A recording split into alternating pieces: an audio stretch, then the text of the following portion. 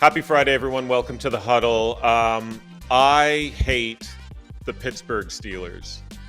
What a dud of a Thursday nighter. And I know they got the W, and I know that's all that matters. But what a boring brand of football. I know the quarterback situation doesn't help. But if you weren't watching Victor Wembanyama last night and you were watching the Thursday nighter, I don't know, man. We've got a generational talent in big Wembanyama, and like the Thursday nighter is the Titans, Steelers slowly prodding, moving the chains up and down the field in a 20-16 game. I don't know. We got a lot to cover on the show. Tony, how's it going today? Happy Friday. It's going great, man. Wembanyama is also great at picking out Halloween costumes, by the way. And Andrew, I can't believe this is the 6th episode of the Huddle, man. These are going by really quickly. I can't believe we're on number 6 already. I know. Where did the year go? And yeah, Wembanyama as Slenderman on Halloween, all-time Halloween costume, in my opinion. That was absolutely perfect. Follow Tony on Twitter at Tony's Market Tips. Tony, I don't know about you, but like I've got a real bad back. I've had it all week. Like, do you have any tips on like bad backs, bad necks? Like, this is really, really annoying. It's been a week now. Can you get your hands on a time machine, maybe? I think we're just getting old, Andrew, man. I had to shave my ear the other day because I had hair coming out. Not the inside of my ear, brother, but the top of my ear. I think this is just a part of aging. But on a more serious note, I don't have any back tips for you. Not my area of expertise. But Keith Mitchell, former Saints Pro Bowl linebacker, he's in the Prediction Machine Pick'em contest. And I've interviewed this guy before. And if you remember, he was actually paralyzed on the football field, like completely paralyzed. And he credits yoga and breath work with helping him walk again. So if that can help him, according to him, I got to imagine it might be able to help us out a little bit as we age. Dude, we've got to get him on the show. That is 100% the exact kind of vibe that I need here. But you're right, man. It's just part of the aging process. It sucks. It's scary. But waking up with like bad backs and all that, dude, it's brutal. Last week, we sort of riffed on Martin Scorsese and like the run times in movies now. And his new movie, Killers of the Flower Moon, specifically was almost like, I think it's like a 206-minute runtime. But you hit me up over the weekend. You went. Give me a quick review. Give me a quick Tony Farmer review of the new Scorsese movie. I went. I said I wasn't going to do it, but I found a movie theater that had recliners in it. And so that like made it doable.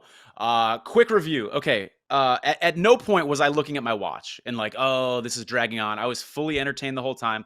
Cast was great. We knew that. But then there's some cameos that I didn't see coming at the end of the film that I really appreciated. But here's something that you don't know about me, Andrew. I'm a bit of a nerd, like with American history. J. Edgar Hoover is like, in my opinion, a terrible person. And it's like a soapbox topic for me. I enjoy talking about what a bad person he was. And so I think I kind of ruined the film for the person that I went with, my partner. We got out of the film. We're not even out of the theater yet. And I'm just like, I can't believe they portrayed, the FBI as the hero that came and saved the day, etc. And it was such a small part of the film, but it just bothered me so much. And so, yeah, I'm a little biased there. That bothered me. But the film as a whole was really good, man. Best Picture? Are you going to hammer it? Gosh, I don't have enough knowledge, man. I wish I could. I haven't seen the other films, and I don't know much about that market. So, yeah, I can't answer that question, honestly. You didn't see Oppenheimer then? No. It's a good one, man. Strong recommend. But with that review, man, I totally want to go see that Scorsese movie. Good stuff. Let's go to the Thursday nighter here. The Steelers beat the Titans, and again, I never traditionally hated Pittsburgh, the Steelers. Something about this year's team, man. This was a tweet from Adam Schefter. I don't know if you caught wind of this last night, Tony. At 5-3, this is from Adam Schefter on Twitter or X, whatever the kids call it. At 5-3, Steelers, 34th team since 1933 when rushing and receiving stats were first tracked to be outgained in each of their first 8 games of the season. But they are the only ones, Tony, that have a winning record. You know what that tells me, Andrew? That tells me we should pull up our apps and see right now what is Mike Tomlin for Coach of the Year. Because when your team's getting outgained, but you're still winning games, the coach must be doing something right. And I think that if this trend continues, this is something voters will have in their minds at the end of the year for sure. That's actually a legit point. That's a good shout there. Another under hits in Thursday Night Football. I believe that is 20-7 for the under on the season in primetime games. Here were some of the props that hit. Harris first TD 7-1. Derrick Henry anytime plus 140. Deontay Johnson anytime plus 220. Jaylen Warren over 19.5 receiving yards. DeAndre over 52.5. Anything that you had on the prop board from the Thursday nighter, Tony? I had one prop last night. I have a friend in town, so I wasn't able to focus as much on the game as I usually do. So I took the Derrick Henry over 1.5 receptions. That was the prediction machine free pick of the day. First drive, Andrew. Nice, no sweat winner. It cashes with 2 catches on the first drive. I loved it. Yeah, good one for sure with that Derrick Henry prop pick. I did see that on the prediction machine Twitter. Let's talk about that game, though. The Steelers cover. The under hits. It's sort of another smash mouth, blue collar game of football. What is your main takeaway from that game, Tony? Couple things. One, Cam Hayward coming back for the Steelers defensive line is big, especially with the Steelers losing Minkah Fitzpatrick. Nice to get a big addition when you're losing someone like him. Hopefully that can kind of be a fair trade-off for them. But let's talk about Will Levis for a second. This is a guy who came into this game with a lot of hype because he had 4 touchdowns, great rapport with DeAndre Hopkins. He comes into this game. Now you're like, well, what's this guy going to do on the road? I thought he did pretty well. And I came away from this game actually, even though his statistics were way worse in this game, with more respect for Will Levis after this game, just because the Steelers have an incredible defensive line. By the way, the Titans have an awful offensive line, like literally one of the worst offensive lines in the league. On the road in your second career start, again, the numbers weren't great, but I came out of this with more respect for Levis. Yeah, I totally get that. And yeah, last week against less than stellar defense, he put up the 4 TDs on some big plays. But a lot of people, their takeaways were, yeah, those look good. But like, what was he doing in between those plays? Was he moving the chains? What was it like in those sort of mid-level throws? And he wasn't really getting the job done. So analytically, maybe not as good as the box score looked. But I think you're right. Last night, he was doing those things. And let's be honest, like this guy had that quarterback pedigree. He was supposed to be a high pick in NFL drafts, but something along the way happened that took that away from him. I do think there's a quarterback there. I do think he's potentially an upgrade from Tannehill. So I'm excited to see where this team goes moving forward, especially with him under center. And let's talk about more QBs here, specifically moving into the weekend. We know about Kirk Cousins with the Minnesota Vikings. Let's start there. What do we do with this team, especially this weekend in the first game, the first start without him? What do we do with the Vikings moving forward? Well, first, let's look at their schedule moving forward, the next couple games. We've got the Falcons, Saints, Broncos, Bears, and Raiders. Those are 5 winnable games for them, absolutely, if they can get some stability from their quarterback situation. So you being a Niner fan, you remember Nick Mullins. He's going to be coming back off of IR. They've got Jaron Hall, their rookie, and then, of course, they just traded for Dobbs. So that is going to be interesting. It's almost like they need to pray that this Dobbs-Hall tandem, probably more so Hall than Dobbs this week because he doesn't know the playbook. They almost need to like hold on for dear life this week, hope they can get a win, and then Dobbs will have the playbook under his belt, et cetera, and may be able to help them out going forward. Interesting that the Vikings didn't trade Danielle Hunter at the trade deadline. They did trade away to guard. Interesting, right? It's almost like we're not giving up on our season. We're going to get some value for this guard, but we're not totally tanking. We're going to bring in Dobbs, right? So it's almost like an even balance there. And so I think the Vikings are in this thing. Let's look at the NFC for a second, Andrew.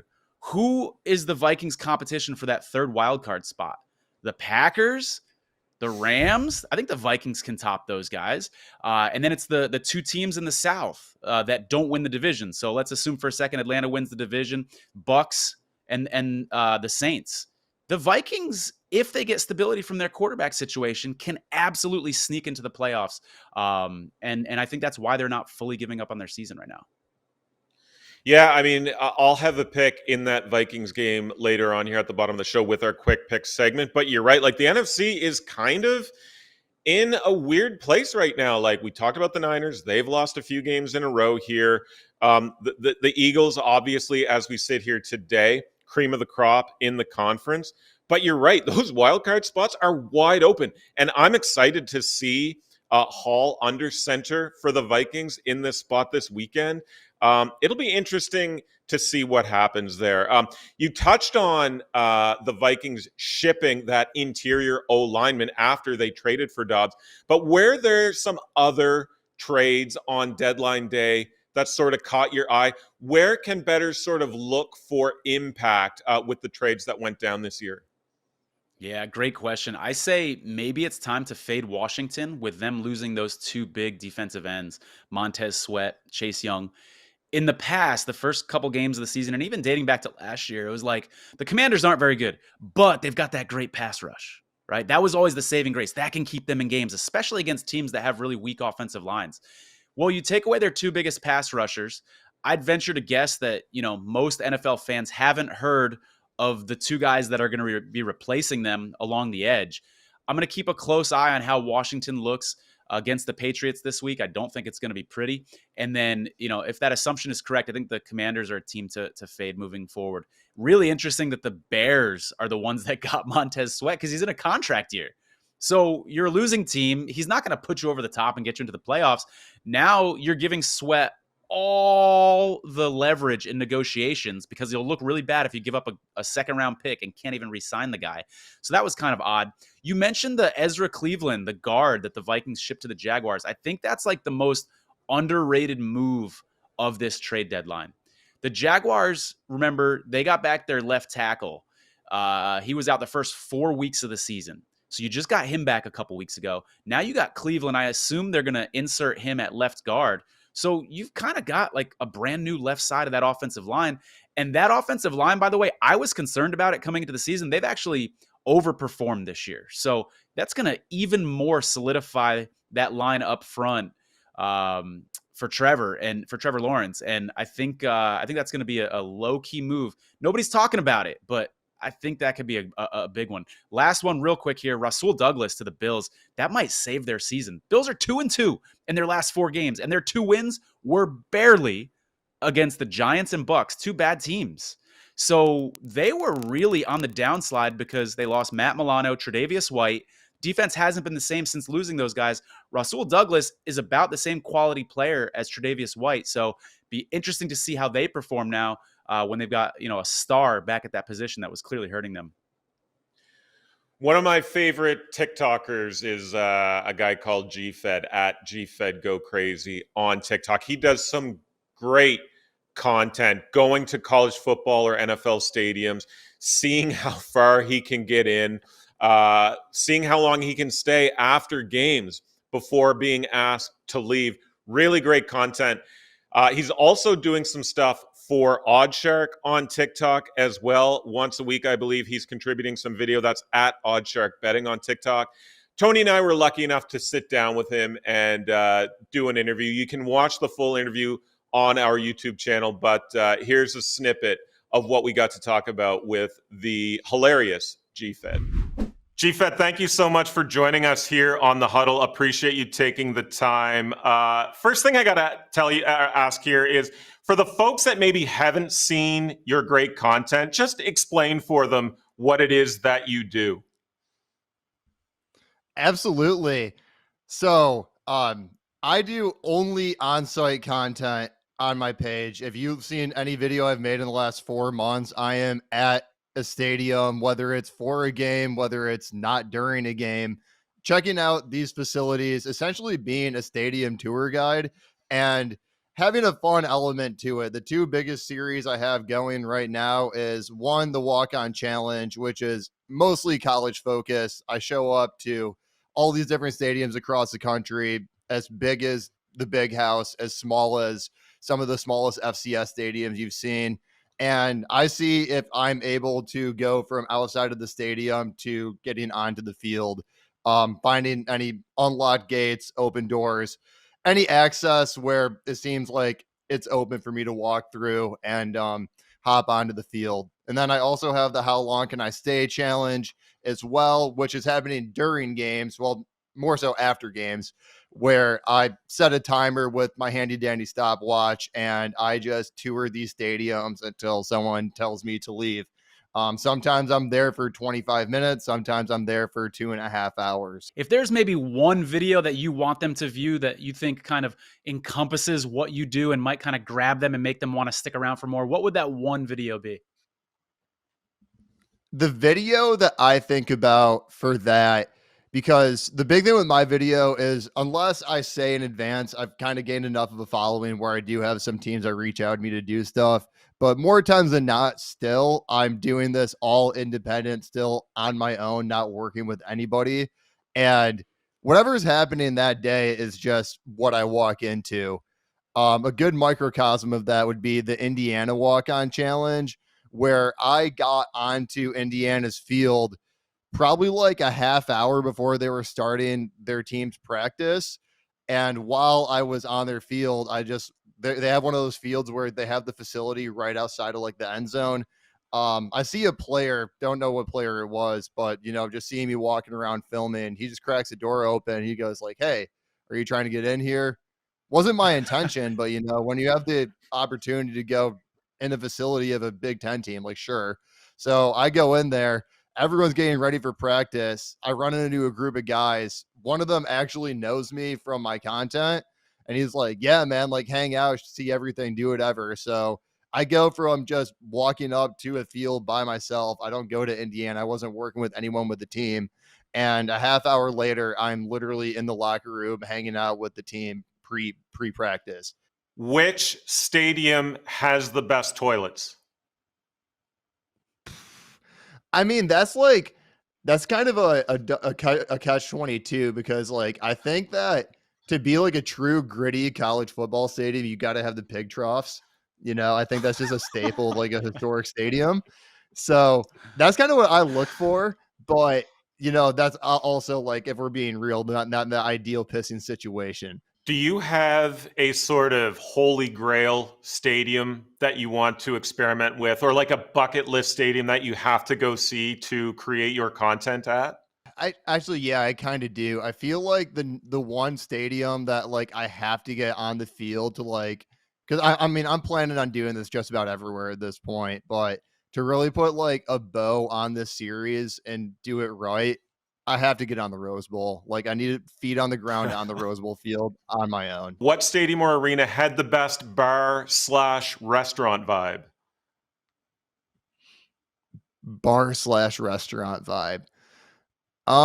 Man, I mean, like Louisville has a speakeasy in their stadium at L&N Stadium. So like that was pretty crazy. I think Texas also stood out to me with just like, maybe not one spot that was really good, but just like the sheer amount of locations they had as well. Best tailgating experience you've had? I think one that stood out to me that I was kind of surprised that I didn't know more about, because it is an in-state tailgate that I went to, but I went to the first week 1 for Michigan, East Carolina. And I had no idea that Michigan tailgates like right on like the fairway of golf courses. They have a golf course like right next to the Big House, and their biggest tailgate is literally like on like hole 9 of the golf course. I want the audience to know that the home team is 6-0 straight up and against the spread in the last 6 NFL games that you've attended. I think this is one of the most important pieces of handicapping information that bettors need to know. So be on the lookout for when GFed is at an NFL venue next. And the last thing, I understand you're a huge college basketball guy. Give me 2 teams, one that you think has a little bit of an outsider shot to win the national championship, or one team that maybe you think will be a good team to back at the betting window against the spread on a game-by-game basis. Who should we be looking out for? Got it. This is gonna sound super biased, but I've felt this way for the entire offseason. I know that Michigan State is preseason number 4, but I think that they should be the number 1 as far as Vegas betting goes. Looking at the 3 teams in front of them in the AP poll, you have Kansas, who they got launched because they picked up Hunter Dickinson. We've seen Hunter Dickinson in Michigan. Do we really trust that that's going to be like the leader you're looking for to win a national championship? I don't. Then you have Duke, still have a new head coach. I don't think they're proven enough where I really am buying stock into that. And then number 3, you have Purdue, who they've just lost to a 15 seed and a 16 seed back-to-back seasons. Definitely not putting my money there. Then you get to Michigan State, have the most proven head coach in college basketball, I would say at this point. I always look for senior leadership from guards on teams that make deep runs in March Madness. They have plenty of that between Tyson Walker, AJ Hogard. And I think they're just in a really good situation to really take that leap for the first time in 22 years. So it's at GFed Go Crazy on TikTok. If you aren't following him already, what are you doing? Follow him now. He's making great content. GFed, thank you so much for joining us here on the Huddle. Absolutely. Thanks for having me. Appreciate you guys. Absolutely loved the opportunity to sit down with GFed and talk about his journey so far with his content. Great guy, great stuff. And again, he'll be contributing to Oddshark's TikTok account, and he is at GFed Go Crazy, his own personal account. Great stuff, and a huge shout out to GFed for sitting down with us. Yeah, that was a lot of fun, Andrew. And speaking of fun, I've got some trivia questions for you. If y'all see Andrew sweating on camera right now, it is because he knows this is coming. I warned him. I said, you rocked the trivia last time when we did the blunders, the sports blunders trivia. So I had to increase the level of difficulty here. So, and I got a caveat here for you too, Andrew. I recognize that this is trivia related to sports stadiums. I recognize that sports stadiums names change all the time. So if you can not remember the name of the stadium, but you get the team, we'll kind of give you a half point for that as well. And that's totally appropriate. Does that work? Oh, that's perfect. Thank you for that. But I do want to say, I did pretty good on that sports blunder trivia, but the John Starks miss, that has lived with me since that. That is one that I should have gotten, but under the gun, the pressure was on. I came up with the wrong response, but I'll pass it over to you. I will start this. Are you ready to ask? I got to say, I love that this John Starks thing is still haunting you weeks later. That's amazing. I love that. Big time. Yeah, really, really a pain in my ass. I love it. All right, I'm ready to roll when you are. Okay, I'm going to start the timer now. Which stadium hosted the NHL's first Winter Classic in 2008? Ooh. Fenway Park? Good guess. They've had some big ones, but Ralph Wilson Stadium, where the Bills play. Do you know which park the next Winter Classic will be in? Oh, dear. Oh, dear. Heinz Field. T-Mobile Park, where the Mariners play. Which NFL stadium can fit the most fans? 82,500 people. SoFi? MetLife Stadium. There are only 2 NBA arenas that fit less than 17,000 fans. 2 smallest arenas in the NBA. Can you name them? Is it Orlando and Sacramento? Nope. It's Smoothie King Center, where the Pelicans play, and then State Farm Arena, where the Hawks play. Red Sox and Cubs play in the 2 oldest Major League Baseball stadium. Which team plays in the next oldest Major League Baseball stadium? Oh, that's a great question. Is it the Baltimore Orioles? Dodgers. In 2004, Bobby Abreu hit the first ever home run in this new ballpark, new for 2004, for the home team. Bobby Abreu. What ballpark was that? Is it Citizens Bank? Nailed it. Nice one. Do you know, I don't think you're ever going to get this one. I'll admit this one's really tough. Do you know the last ever event held in Candlestick Park in August of 2014? Hint, music. Music. Grateful Dead concert. Paul McCartney, I love your guess. Which football Wow. team? Which football teams play in the 3 largest college football stadiums by capacity? Which 3 football teams? Michigan.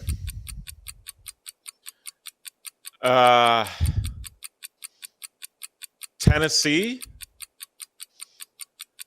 And UCLA/USC.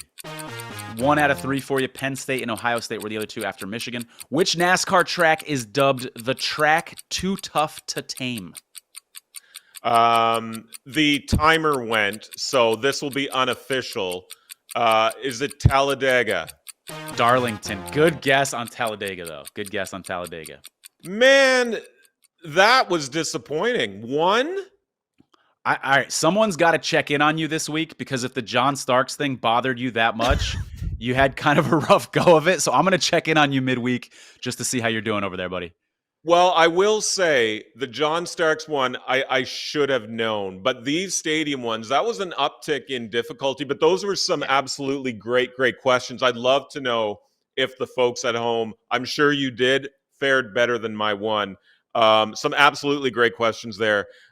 Good job. Let's get back to some NFL here. And one question I want to put to you, and I know the Niners have a bye this week, but we have 2 great streaks going on with obviously McCaffrey at 17 touchdowns, 17 games straight with a touchdown, and A.J. Brown, I believe it's 6 games, at least 6 catches and at least 125 yards.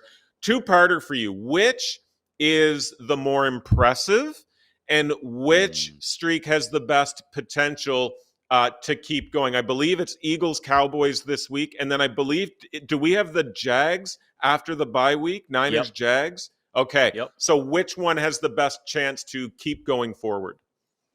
All right, most impressive, by the way, huge amount of bias here for me, right? Growing up a 49er fan. Most impressive, though, I do think is CMC, just because running backs get banged up so easily these days. So just the fact that, he's healthy for that many games in a row is impressive in and of itself. And then you're scoring that many games in a row is quite impressive as well. Like you said, bye week for the 49ers. So, if you're setting a line on, whether this streak is going to advance or not, and you're pitting these 2 streaks against each other, that bye is huge for the Niners. So I would say A.J. Brown's is more likely to end just based on end quicker, just based on that alone. But I think McCaffrey's going to get a touchdown against the Jags. I think he's a good anytime bet for touchdown against the Jags. So I'm going to, biased again, I'm going to go with CMC for the second part of that question as well. Yeah, I think I agree. But like McCaffrey's like anytime touchdown score, the odds are just, it's like minus 250, minus 300 now. It's crazy. Very good point. You're very good point for sure. Yeah, maybe not. I got betting it at that number. Yeah. I got to talk a little NBA as well, because early in the week we did see the James Harden trade. James Harden got his wish, traded to the Clippers. The Clippers go from 18-1 to 12-1 in that vicinity in NBA futures. Sixers going from 20-1 to 30-1, which is a bit harsh in my opinion. Don't even think about the Clippers in futures markets. It's really all about Denver again this season, and of course Phoenix. Plus the chemistry, I think, on this team is going to fizzle out. Misery always seems to follow James Harden wherever he goes. But honestly, the worst thing about this trade, and I don't know if you saw this, did you see Chris Broussard's commentary about the trade? Oh my God, dude. So it was sort of Broussard's Tom Brenneman moment. Do you remember the Tom Brenneman thing with the Nick Castellanos hitting a home run? He had to apologize because some things he said with a hot mic. This wasn't even a hot mic. Chris Broussard asked the rhetorical question, like, is James Harden, and R-worded it. You know what I mean? Like, as a broadcaster, like, how did you let that trickle out? And then his apology almost made it even worse. He was talking about somebody, a family member, and then he wanted to say, we have a family member that is our word, and then, was able to step back. Like, really, really bad look for Chris Broussard, and an incredible blunder. I know we talked about blunders in sports, but an incredible blunder in the broadcast spectrum there. Just a terrible look. Yeah, what's the fallout from this, Andrew? Do we know? Like, is there a suspension? Is he getting fired? Is he getting canceled? Do we know what's going to happen now? I'm not sure if anything has come down, but I think at this point, man, like you let that, or you freely say that word on the air in that situation. I mean, there has to be some sort of punishment, but it will be interesting to see what happens to Broussard there. But in the broadcast world, we got to talk about the MLB World Series. And first of all, shout out Texas Rangers. Absolutely incredible postseason run for them, fully deserved World Series. But here we are again, 2023, and baseball TV ratings up front and center, almost making the Rangers an afterthought. But the rumblings coming out, game one, lowest watched game one World Series game of all time. And then each subsequent game, the ratings took a dip, man. And over the past few years, of course, MLB World Series ratings really taking it on the chin, and some really troubling numbers. So what is your thought on that? Like, what is baseball's issue? Why is nobody coming to watch the World Series? Yeah, Andrew, I'm a data guy, and I don't have a whole lot of data beyond, those ratings that we both looked at recently. But anecdotally, just like amongst my friends and family who grew up watching baseball, I feel like there just isn't that passion anymore amongst people that I know that used to love the sport and don't appreciate it as much. And what's scary, I think, from an MLB perspective is they just changed a whole bunch of rules to make the game more exciting and more fun to watch. And I worry for baseball because our brains as a society are changing, right? Like I've been in marketing meetings, not with oddsshark, but with other companies where they're warning people. They're like, when you're putting content out, you should make it really short because our attention spans are shrinking. And that's the world that we're living in right now. And baseball is, a slower paced game. And I think that might be part of the problem. And that's not an easy fix, even with rule changes. So I'm concerned for baseball, but I'll also throw this out there. Who are the teams that were in this World Series? We didn't have a big market, New York, LA. And I do think that, the ratings would have been a little higher if we had those, or some like more star marquee players. Nathan Eovaldi, as good as he was in the playoffs, isn't that star name that everybody must see, turn on their TV and make sure that they watch that game. Like you and I were talking a couple episodes about Kurt Schilling and Roger Clemens, in the World Series way back when. It wasn't that. So part of the problem, but I think it's a much bigger issue that the MLB should be concerned about. Yeah, and I think, in my opinion, and this is a thought that I heard a while ago, and I can't remember who I got this from, but I think one of Major League Baseball's biggest problems is star players aren't really in those key matchups. Like in the NBA or in the NFL, when a game is on the line, star players are going to get the ball. Same thing can be said for soccer. If you're chasing a goal, you're going to start feeding, your star striker. So they're always going to be in the mix.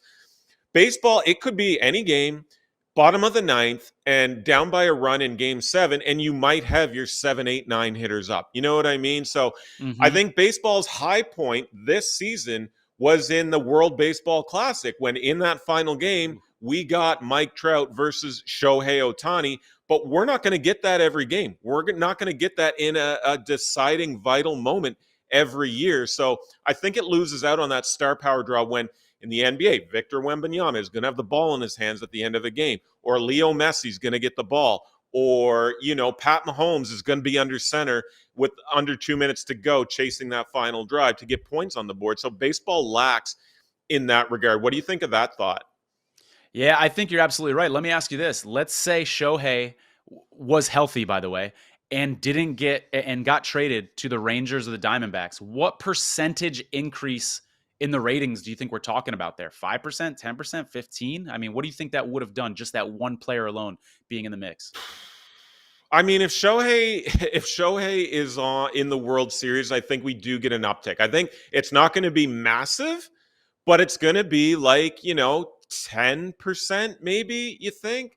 would be the draw there. And now we've got rumors that the New York Mets are going to be in the mix for Shohei Ohtani, not to divert here, but that's a good thought as well. What do you think? What is there an answer to that question? It's tough to say, man. I'd say between 5 and 10%, but it's Yeah. not my area of expertise. But that would probably be my guess. Obviously, you're going to get a big audience from overseas that are going to be interested in the game as well. And then just the whole, pitching and hitting thing would be really unique to our generation. And so I think that would, bring in some people that maybe aren't big baseball fans, but want to see him on the biggest stage. So yeah, I'd say 5 to 10% ish. Let's get into the weekend here. Let's get into some quick hitting picks. Start us off, Tony. I know you got 3 in the NFL, so where are you starting? Yeah, I got 3 NFL picks for you guys. Excited to talk about these. I'm taking the Panthers on the money line this week. I took the Panthers on the money line last week to win their first game. It came through for me. I think they're undervalued right now. And I know that sounds kind of crazy to say, like, a team that is generally regarded in the power rankings as one of the worst teams in the NFL as being undervalued. They've only got 1 win. But I'm telling you, that switch to their new offensive coordinator, I think it's going to be big for them. We saw the difference last week. You saw more guys in motion. Panthers, it wasn't perfect, but it was a minor baby step upgrade for the Panthers. And I think that we're going to see that continue. And it's a Frank Reich revenge game. He's going up against the team that fired him, not just fired him, but fired him mid-season last year. He knows that personnel well. So don't discount the Frank Reich revenge factor in this one. We touched on it a bit earlier, but I'm looking at that Vikings-Falcons game. Give me the Vikes against the spread here, plus 4.5. I got it at, dogs with a total under 40 spot. We talked about this on the show. This is now 15-5-1 with the Steelers barely covering last night. And I'm not a Kirk Cousins detractor like so many are, but I think in the spot, the Vikes might do enough with the QB Hall under center in this game. He's going to have a fairly easy time. Maybe Atlanta does not get to the QB at all, so he'll have time on the ball. They're going to lean on the run game a little bit more than they have been under Cousins. And I think the Vikings defense is going to keep them competitive. Top half of the league in most categories on the defensive side, 11th in opponent yards per game, 13th against the run, so on and so forth. So give me the Vikes here. I got it 4.5, and I think it's moving. I think it's currently 3.5 now as we sit here on Friday morning. Yeah, I like where your head's at on that one, Andrew. A lot of times when we see these rookie quarterbacks come in, the rest of the team kind of rallies around that guy, knowing that they need to step up their effort a little bit. I could see an effort like that from the Vikings defense this week. Next pick that I've got for you, I like the Patriots. I'm going to give you a money line bet, and here's why. I got this game at 2.5, kind of anticipating that Washington was going to be sellers of the trade deadline. It's up to 3.5 now. I can't in good conscience give this recommendation out at 3.5 because 3 is such a key number. So I'm going to go with the Patriots on the money line here. Again, the Commanders are down their 2 biggest pass rushers. That's absolutely big. I think the Patriots are going to be a more motivated team in this one. When you lose guys at the trade deadline, it kind of sends a message that, like, we're not in this season anymore to win. The Patriots have a lot to prove. Bill Belichick has a lot to prove in terms of his legacy. His record without Tom Brady is ugly. So give me the Patriots here at home. New England's always a tough place to play. And by the way, I think this is the worst defense that Mac Jones has faced in 2023. The Patriots aren't a great team, but they've also had a pretty rough schedule. So I think this is kind of a step down in class for them. I was one Rashee Rice touchdown away from hitting my prop parlay last week. So I'm going to keep that going with an anytime TD prop parlay. This one coming in at plus 1228. So first, Adam Thielen plus 175 anytime touchdown. Going up against Indy, worst scoring defense in the league. He's got 57 catches, 4 touchdowns on the season, and the dude is just so sure-handed. Second, Ramondre Stevenson here, plus 130. You talked about it. Washington, another team pretty poor defensively. Not great against the run. Plus, again, they traded Chase Young. They traded Sweat. And interior lineman Jonathan Allen already pissed at the level of focused and attention to detail with Washington after their game last week. So things not going so great in Washington. And the third one here, A.J. Brown, plus 110. We've already talked about A.J. I mean, this guy's just a stud. Nothing more really needs to be said.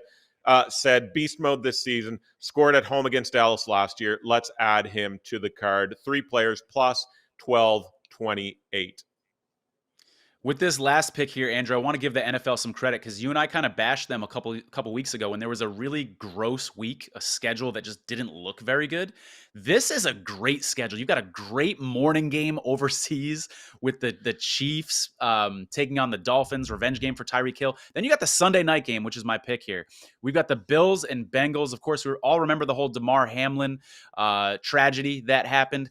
There's going to be a lot of emotions in this game. I'm going to take the Bengals here at home. Joe Burrow's back. If anybody's wondering, and you didn't watch the game against the 49ers, trust me, Joe Burrow's back. I don't know if he's 100%, but he's darn close if he's not 100%. This Bills defense has been a mess. I mentioned earlier in the show, Rasul Douglas, I think, is going to help that defense. Not necessarily as much in this game because this dude's got to integrate with new players, new playbook, new scheme, etc. So give me the Bengals here. I think this stadium's going to be rocking in a night game. We talked about home field advantage last week and how, when I'm handicapping games, I don't give 3 points to every home team. Gave about 2 points here to the Bengals. Usually give them 1.5 just because of the extra emotion and this being a night game. I gave them 2 points on the handicap. Give me the Bengals minus 125 on the money line in this marquee game. Yeah, can confirm Joe Burrow absolutely back. Last one for me from the Premier League. Biggest game of the weekend, probably. It's Newcastle hosting Arsenal. I'm going to take the draw here on the three-way money line. Plus 240 is the draw. Both sides have injuries. Lots of names here are out or doubtful. Gabe Jesus, Thomas Partey out for Arsenal. Newcastle, even worse shape. Harvey Barnes, Sven Botman, Jacob Murphy out. Isak is looking good, improving through training, but again, he's a doubt. And I think with those injuries, Eddie Howe might be in a mindset to kind of accept sharing the points here. It's a big home game. Arsenal has played well there in recent seasons. Plus, Arsenal was horrible last game against West Ham midweek. Just awful after a really nice win in the league against Sheffield on the weekend. Also in play here, over and both teams to score here are decent shouts as well. But I'm going to take the draw here at plus 240. So there you have it. 6 picks in the books for the weekend ahead. Make sure you follow us on Twitter. That's at oddsshark, and follow Tony as well at Tony's Market Tips, at oddsshark betting on TikTok, and at oddsshark sports on Instagram. Tony, any parting words here for the folks at home? Yeah, Andrew, if you want to get me into betting soccer, you're not going to do it by getting me to root for a draw. A draw? Like in NFL football, when there's a tie, it's the worst thing in the world. Nobody's happy. You're betting on a draw? I mean, hey man, plus 240 with those two teams, the slightly better team on the road here. And I think Newcastle's going to be happy to take that point. Soccer is a marathon and not a sprint. And remember, there's no playoff, so every point matters. Getting into those top 4 spots, top 6 spots. That's a conversation for a different episode. And trust me, I will get you betting soccer before the end of the season. Folks, thank you so much for watching. Leave your favorite picks in the comments below. Massive shout out to GFed for joining us for the interview. We'll see you next week on The Huddle.